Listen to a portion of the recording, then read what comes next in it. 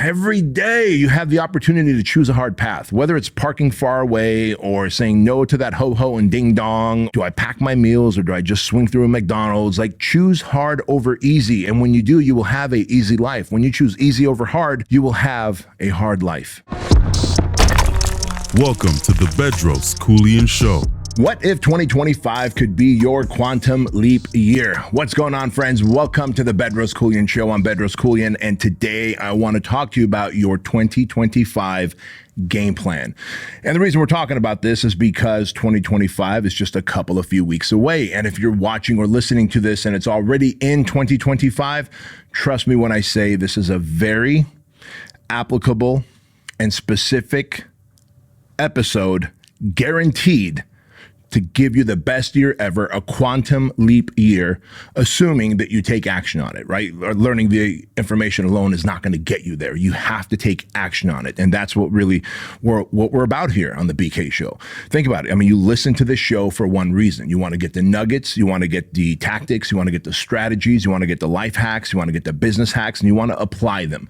And I know some of you apply one or two things at a time. Some of you might take the procrastination method of like, okay, I need to do this. I know I should do this. I have to do this. I feel the anxiety and depression when I don't do this. And then you eventually get around to doing this. And hey, listen, I got no bones with that. You suffer as long as you want or need to suffer before you take action. I'm good with that. But today I want to give you the game plan for 2025, because if you're one of those people who are like, hey, this is my year, this is going to be my year, then saying that alone is not a plan, right? That's like the quote, one of my favorite quotes, which is hope is not a plan. And hoping that 2025 becomes your best year yet is not the plan, because you have to take action towards it. And so the only way we can take action towards something is if we have the information that is guaranteed to get us there. And so that's what I want to give you today. And the reason I call it a quantum leap year, like this could be your quantum leap year, because throughout our life, believe it or not, we have those certain times, periods, years where you're like, man, when I look back, like this was a big year for me. Like this was the year that I took the biggest amount of action, got the most amount of results. The relationship was like squared away. The money was just flowing in. I didn't self-sabotage and I was the least distracted. And then you look back and you're like, what happened? Right? What happened that I was able to have this quantum year leap? And believe it or not, you could actually reverse engineer that. And that's what I hope to do here with you by telling you this story. So here I am, I'm 50 years old today. Well, not today. It's past July. But right now, this moment, I'm 50 years old. But back in 2014, I was 38 years old, 39 years old. And at 38, so in 2013, if you've read my book, Man Up, which if you haven't read my book, Man Up, you should get it. In fact, we'll drop the link in the description box on YouTube, and we'll also pin it on the comments for the podcast and the YouTube show so that you can get the book. Man Up is all about the 6 pillars of personal and entrepreneurial leadership so you can lead yourself, your family, and your business to higher levels of success. 6 pillars, and trust me when I say like that's the plan. But in my book, I talk about I think it's chapter 1 where I talk about the morning of my heart attack. And, you know, when you think you're having a heart attack at the age of 38 years old, like that is a pretty traumatic experience. And if you ever read my book, you know that it wasn't a heart attack. When I went to the doctor cleared me and said, your heart is fine for now. But what you had was your first of what could be many panic attacks, anxiety attacks, if you don't square up your life. And the reason is I was so stressed out, so overwhelmed, so much in debt, didn't know my way out of that debt. I was suffering in silence. I wasn't sharing my struggles with anyone. I really didn't feel like I had a community that I could share my struggles with, or that anyone even gave a damn if I did share my struggles. I mean, allow me to be honest with you. We're family here, right? And so that was in 2013. And early 2013. And that's when I had that panic attack. And of course, the doctor puts me on Xanax because all the pharmaceutical and medical industry wants to do is put you on medication. God forbid they actually give you tactical tools and tips to improve your health, right? And your mental state. And so they put me on Xanax. 4 days into being on Xanax, I was like, dude, this is not what I want. I don't feel any sense of urgency. I don't feel like doing any productive work. I don't feel creative. And there's no way I could stay on this, doc. And so the doctor's like, all right, well, if you don't want to do this, then you might want to consider talk therapy. And that's when I found my therapist, Kevin Downing, and worked with him. And the idea was that I would work with him for 3 or 4 weeks. He'd help me by giving me tools and, some kind of a strategies on how to cope with anxiety, with feeling overwhelmed. And he did a great job of that. But what I thought was going to be a 3 or 4 week experience with him, and then I'd have these tools to deal with my anxiety and my overwhelm, and I'd go on and, keep conquering my life, ended up being almost well over a year in terms of working with him. And, if you've been listening to the show long enough, what led me to start working with him beyond those 3 or 4 weeks was when he asked me, he said, hey, is there anything else that you want to talk about? Is there anything else in life that bothers you that you want to talk about? I've gave you these tools on how to deal and cope with your anxiety and your overwhelm, but what else? I was like, well, nothing, everything's fine. But then, I just let it slip that I was molested as a kid between the ages of 3 and 4 years, between the ages of 4 and 6 years old. I was molested as a kid.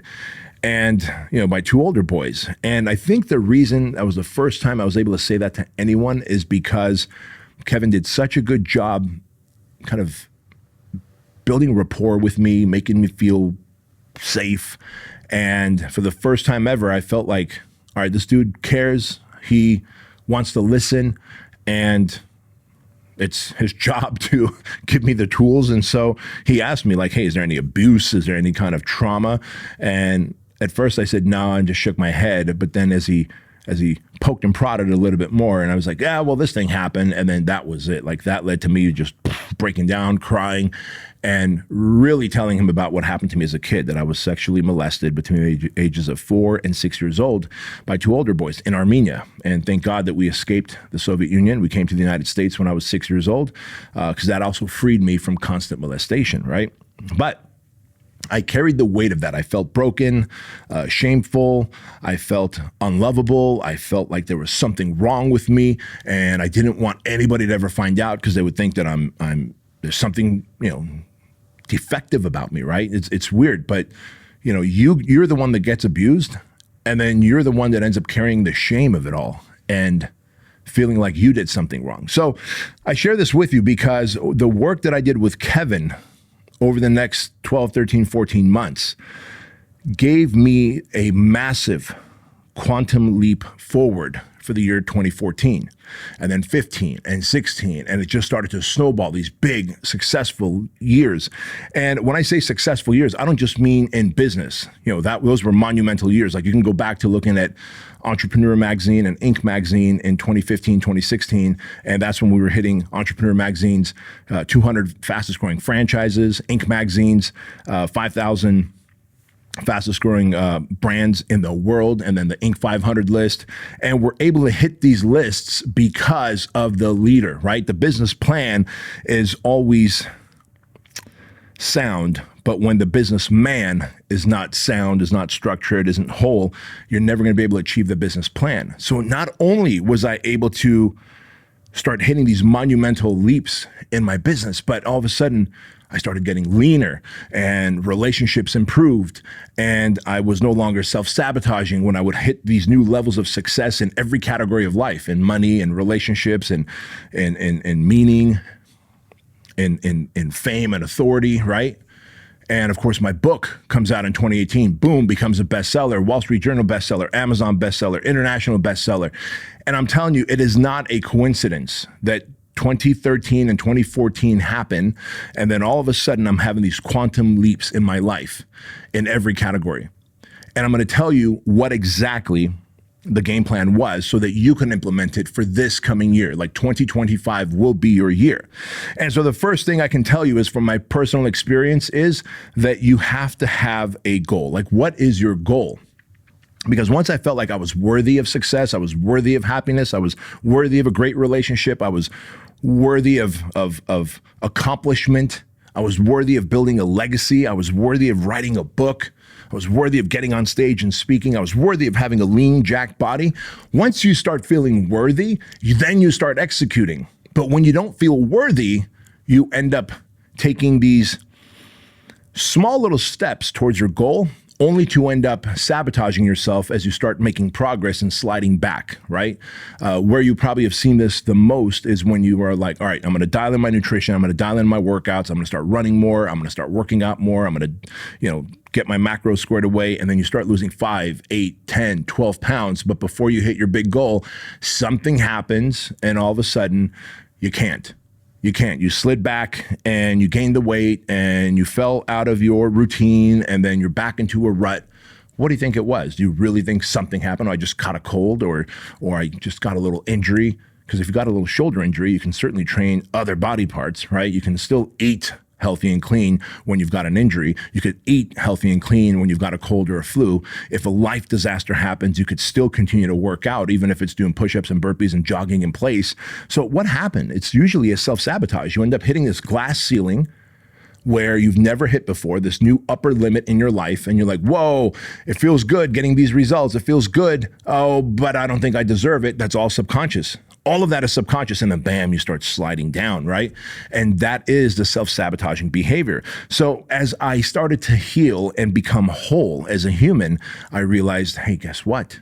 I can now start achieving goals. And my goals, because as an entrepreneur, I know that if I want to sell, have 500 Fit Body Bootcamp locations by the year 2019, then I have to sell X number of locations per month, and I have to retain those locations, and I have to get some of those locations to refer new potential franchisees, and I have to make sure that my franchisees, their Fit Body Bootcamp owners, are making money, they're getting a ton of clients, they have multiple income streams, we're giving them the support and the coaching they need.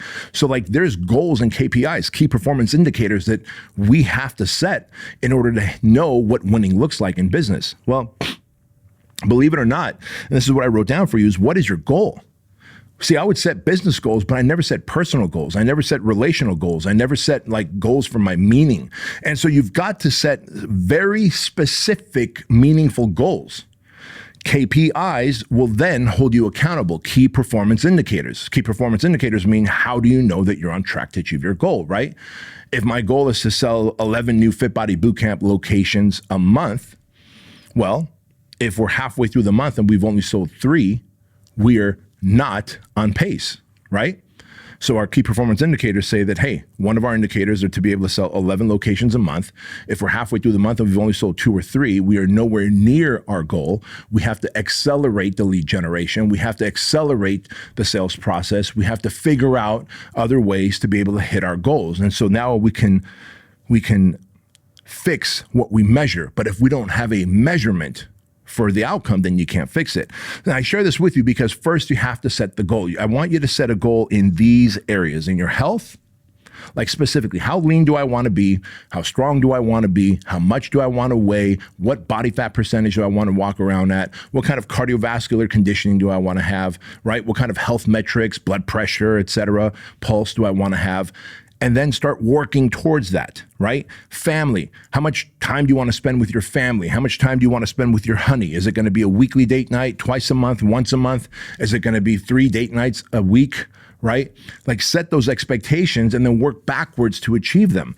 And then, of course, you've got your money goals, right? You can't say this is going to be my most profitable, my richest year ever. Well, what does that mean? What does that mean? What if you make $1 more than you made in 2024? Technically, yes, it could be your richest year. But really, that $1 extra in 2025, was it worth it? Or what if you had a goal hey, I'm going to make an additional $50,000 more in 2025 by doing these specific things, right? Solving these problems with my product or service, marketing in throughout these different new channels, getting affiliates, getting referrals, and then having a sales process that increases conversion rate, and then increasing retention of my clients and customers, and then asking my clients and customers to give me referrals, because people that are referred to me are much easier to close and they pay more and they stay longer, right? Now you can have measurable goals. What are the lead sources? What is the conversion process? How many new sales do we need each week, each month, each year, so that we can hit that additional $50,000 or $500,000 more than the previous year, right? The number itself doesn't matter. You just have to set the goal, which is the intention, and then reverse engineer backwards on what do I need to do per day, per week, per month to hit that 2025 goal in terms of my health, my family, my money, and the last thing, the meaning, right? we all want to live a meaningful life. We all want to be able to inspire others. We want to be able to have a sense of purpose and significance, fulfillment, right? But what does that look like?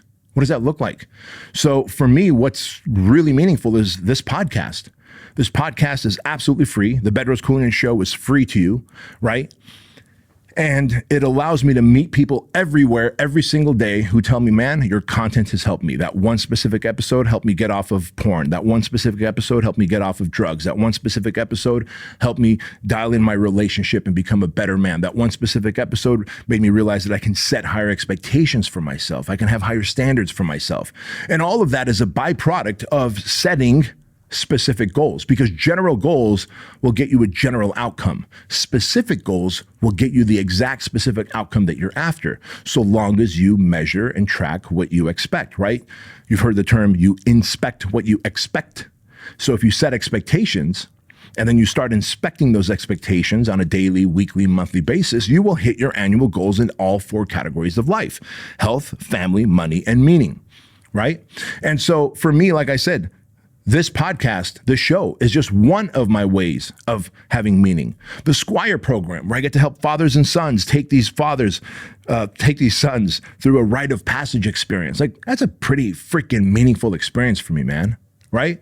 Like, I love my dad to pieces, but we really didn't have a lot of father and son experiences. We didn't. I can remember one specific time that we went fishing together off of the pier in Huntington Beach. One specific time. And I remember loving it. And I remember feeling so like loved and connected to my dad. And I remember him teaching me how to take the hook out of the fish's mouth.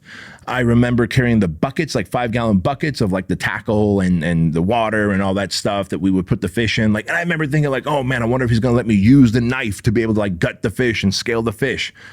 Like, that was a very meaningful experience. That was just one time.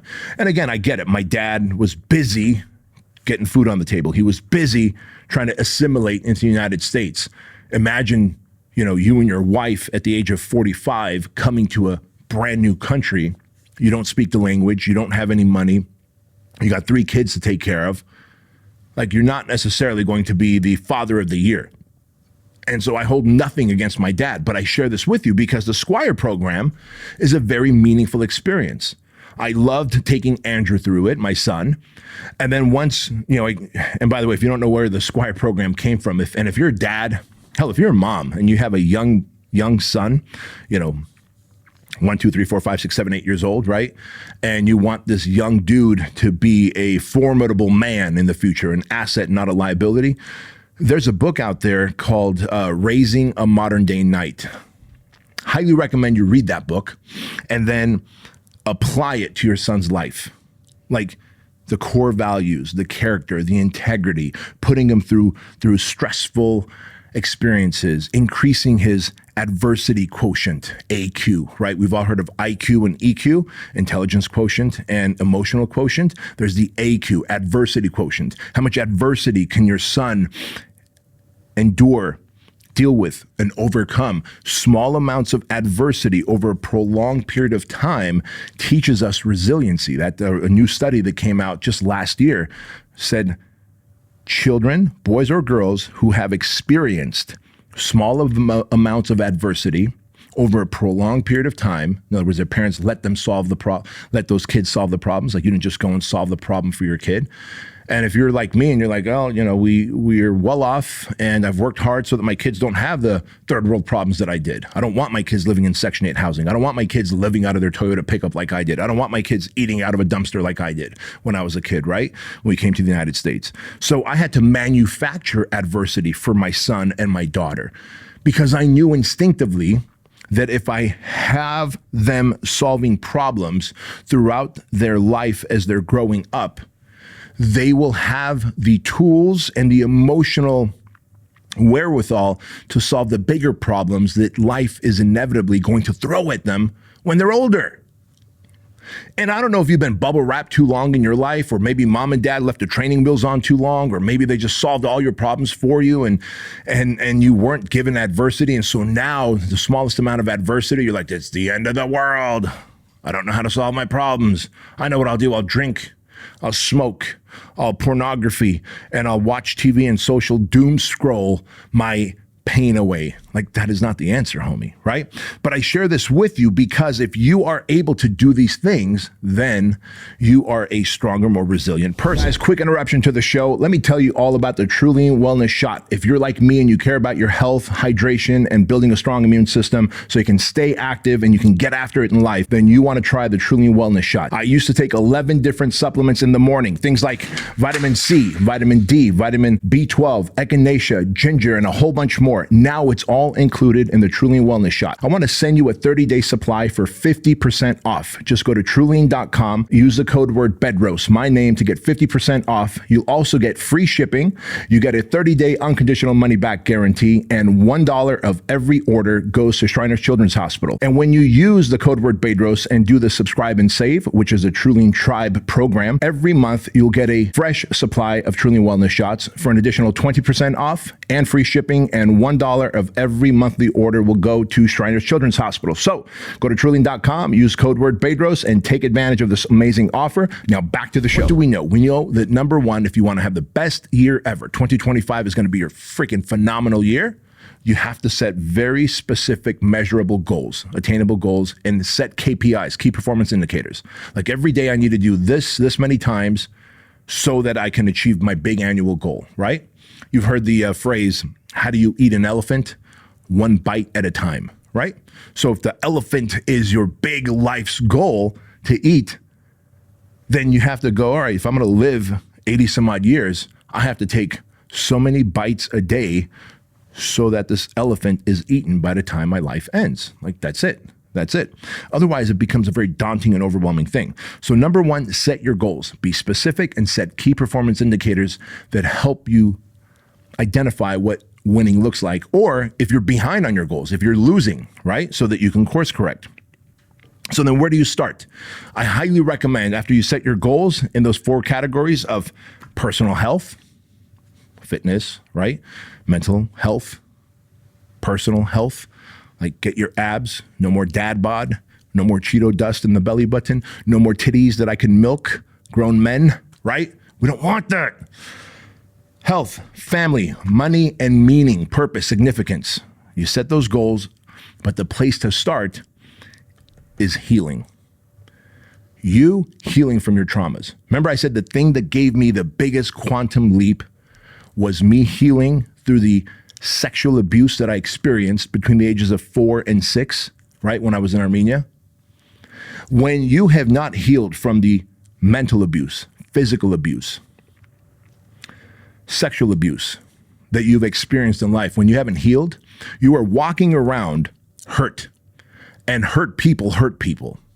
You're walking around hurt. It is the equivalent of you being this high-end Ferrari sports car, but imagine if I went behind your back when you weren't looking and I removed a spark plug, deflated one of the tires, took half of the gasoline out and poured water in the gas tank. Now, all of a sudden, you start the Ferrari, you start life, but you're like, man, I'm just not performing like the Ferrari that I am. What gives? It is because you are carrying additional weight. You are not optimized. If we put that spark plug back in, replace all the fluids in the tank with actual gasoline, and then inflate the tires, that Ferrari will operate exactly as it's meant to, right? That is healing. Healing is becoming whole again. That's why the word whole exists. When you become whole, those parts of you that are dead, those parts of you that are numb, those parts of you that are dark become whole, and you become more optimized. You no longer hate yourself. You no longer self-sabotage. So the first place to start once you set your goals is your health goals. Like, heal yourself from the traumas. Go work with a therapist. Do self-help. Like, read books. If you've had like a narcissistic mom or dad, read books about what it is like to deal with narcissistic people and how to heal from dealing with narcissistic family members. And go work with the therapist and say, hey man, I've had a narcissistic parent, right? If you've had any kind of physical, mental, emotional, sexual abuse, read about how to heal from that. There's a great book out there called The Body Keeps the Score. Read that book. Read The Body Keeps the Score and then apply it to your life. But don't stop there. Go work with a therapist. Do the things you need to do. If it's journaling, if it's talking to a therapist, if it's reading 10 more books, if it's taking a course on how to fall back in love with yourself again, whatever the thing is, you've got to do so you can create the outcome. But when you heal and become whole, now the vehicle is able to move forward down the track in the way that it was optimized and designed to move. You get that, right? Look, I say this because I fucking love you to pieces. I wish I can say, like, just set your goals and start attacking them. But when you set your goals and start attacking them, if you haven't healed yet, you will begin to self-sabotage before you fully reach your goals. So therefore, at the end of 2025, you'll go, dude, 2025 started right. And at some point, everything just fell apart. And I don't know why it fell apart, and I don't know how it fell apart, but it fell apart, and 2025 looks just like 2024. I don't want that for you, man. I want you to have the most monumental 2025 ever. And that means you've got to heal. And that means getting over your addictions and vices. That means starting to fall back in love with yourself. That means forgiving and forgetting. That means no longer walking around this planet being hurt and therefore hurting others and yourself, right? Now, once you've done that, you go to the next step of healing, which is the addition by subtraction. Addition by subtraction is this: what can I remove out of my life to give me more mental, emotional, and time capacity, right? There's mental capacity, there's emotional capacity, and there's time capacity. What could I remove out of my life, subtract out of my life, so that I can add more mental, emotional, time capacity? Odds are there's a lot of distractions. We know that the average American, just on social media, just on this device, on your phone, you spend an average of 3 hours a day just on social media, not counting any other screens, not counting the television for watching your sitcoms or your favorite movie or sports or video games. So let's just add another hour to that. If you're spending 4 hours a day on average, why don't you subtract social media out? Why don't you bring it down to an hour or 30 minutes a day by, again, setting specific goals? See how that number one thing, set goals. I will only be on social media 30 minutes a day, and it'll be at this time of the day, and that's it. Because if you're able to do that, now you have developed mastery over self. Oh my gosh. Did B just say mastery over self? Yes. Well, isn't the Bedros Keuilian Show all about money, meaning, and self-mastery? Yes, it is. You want to have mastery over self. You want self-mastery. You don't want your devices to be your master, do you?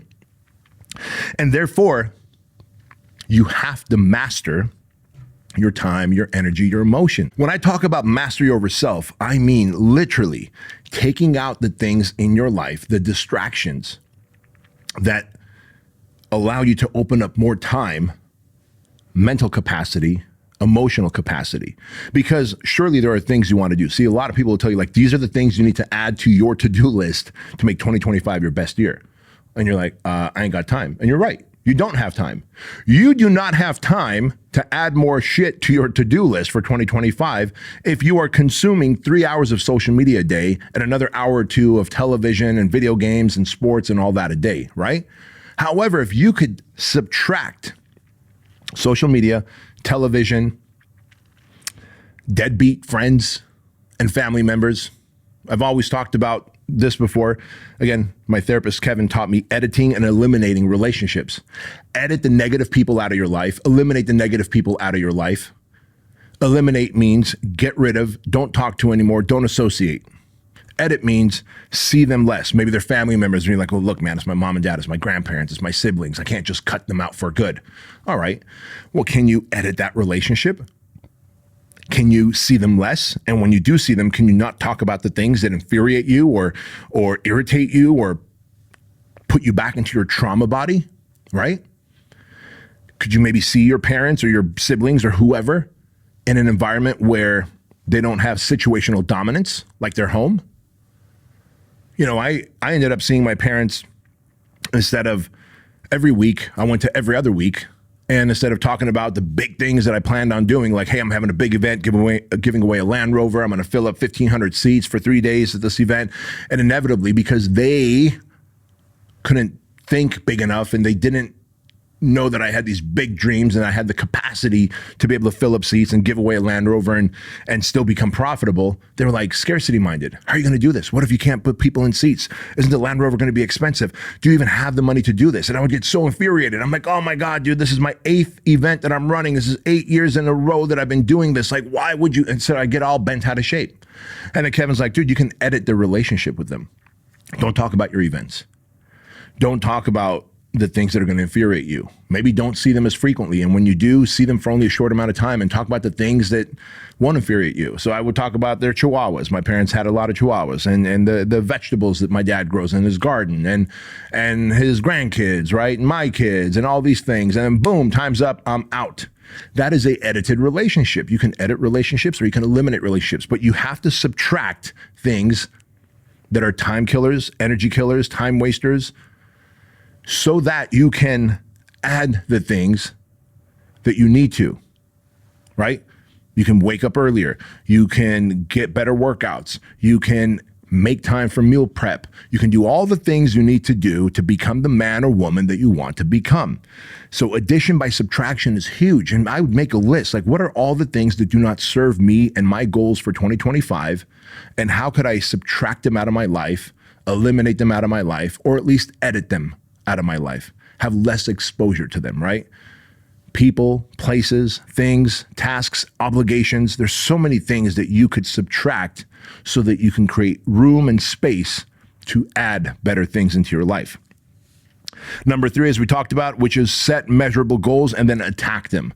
And you're going to set those measurable goals in your health, in your family, in your money, in your meaning. Write them down. Like I've got this journal, like I've had it for years. I've literally have stacks and stacks of the inside paper here that I can look back to 6 years ago, 7 years ago, 8 years ago, and go, holy smokes, look, I set goals and I achieved them. I set goals and I achieved them. And I set goals and then I wasn't able to achieve them. And so I course corrected and achieved them. But if you're not writing down your goals, if you're not journaling about them, if you're not keeping track of them, you're not just going to magically one day end up there on December 31st, 2025. It doesn't work that way. And the last thing I want to let you know is like every successful person that I know in terms of like people who have had these like quantum leap years in their life, people that have been able to have awesome years stacked on top of one another, they always choose hard over easy. Like park far away. Like you don't have to be the guy that drives around the parking lot for 55 minutes looking for the closest spot. In 5 minutes, you can go park way over there by Jamba Juice and then walk your ass to the gym across the parking lot. That's okay to do. It's hard, isn't it? It's a little longer walk. That's okay. You're getting your steps in, right? Choose hard over easy. Do tough things, man.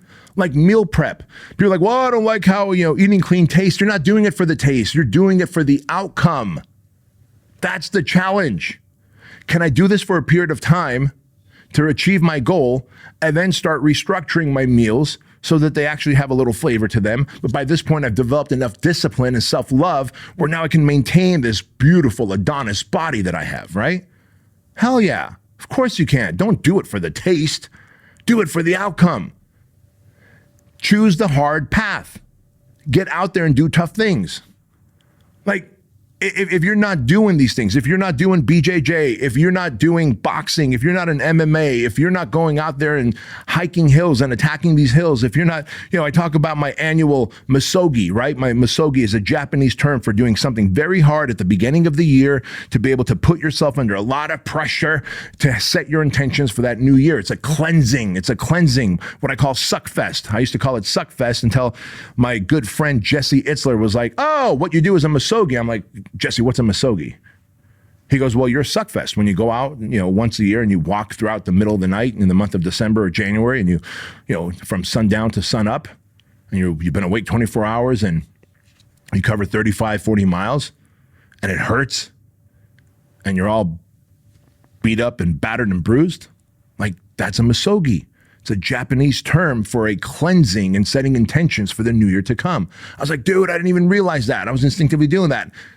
And so, but for me to be able to do that once a year, my suckfest, my misogi, I have to keep doing hard things every single day to stay conditioned for that one big event, right?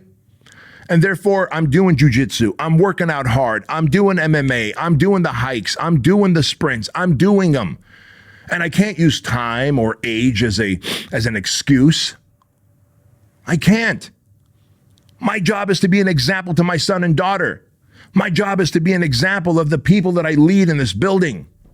My job is to be an example of all my franchisees, all my customers and clients, my coaching clients. Could you imagine? I'm like, well, now that I'm 50, I decided not to do these hard things on a weekly, daily basis. Just once a year, I'm going to somehow push through a suckfest, a misogi. That ain't going to happen, and you know that. So I want you to choose hard, man. Like every day every day you have the opportunity to choose a hard path, whether it's parking far away or saying no to that ho-ho and ding-dong, or do I pack my meals or do I just swing through a McDonald's? Like choose hard over easy. And when you do, you will have an easy life. When you choose easy over hard, you will have a hard life. And so with that said, guys, I want to invite you to the Misogi Challenge, by the way. On January 18th, I'm hosting the Misogi Challenge. And it's taking place at Black Site Ranch in Temecula, California, my ranch. And this thing is an awesome experience. And so I want you to come out January 18th. So if you just go to misogichallenge.com, you can sign up for the Misogi Challenge. Come on out. Men and women are welcome. We've actually had a mom and her young teenage 13-year-old son go through the Misogi Challenge 2 years ago. They loved it. It was an awesome experience. It's tough. It's hard. It's like hikes and truck pulls and ice baths laced with teaching moments of how to really set your intentions for the best year ever. So go to the misogichallenge.com. I'd love to see you out there January 18th. If you got any value out of this episode, please share it with as many people as you can before the new year starts. By the way, why did I share this with you early on before the new year even started? Simple. If you truly want 2025 to be your best year ever, you start today. You start the moment you listen or watch this episode. You start the moment you listen to or watch this episode, because if you're like, you know what, I'm just going to wait. I'm going to start doing all these things that Bedros talked about in 2.5 weeks when the new year starts. Guess what? That proves that you're a procrastinator. You just told the universe that you would rather procrastinate than attack your goals, even though you have a game plan now. And therefore, the universe will punish you. Karmic justice is real. So if you listen to this episode, you watch this episode, you got value from it, you're like, hell yeah, 2025 is my best year, and I'm going to set my goals, I'm going to set my intentions, I'm going to set the KPIs, I'm going to do the healing first, I'm going to have the subtractions of all the negative and toxic stuff, and then add the stuff that's going to benefit my life in the areas of health and family and money and meaning.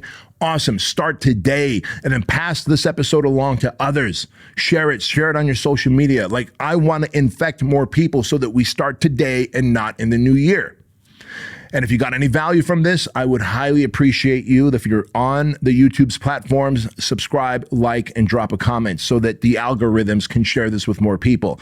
Cost you absolutely nothing to do that. And if I delivered value, I think it's a very fair exchange. If you're on Spotify or iTunes, please leave a comment and share this. That would mean the world to me. But above all, remember this, that average is the enemy, that success is your responsibility, and change can take place in an instant if you are willing to flip the switch. I'll see you next time.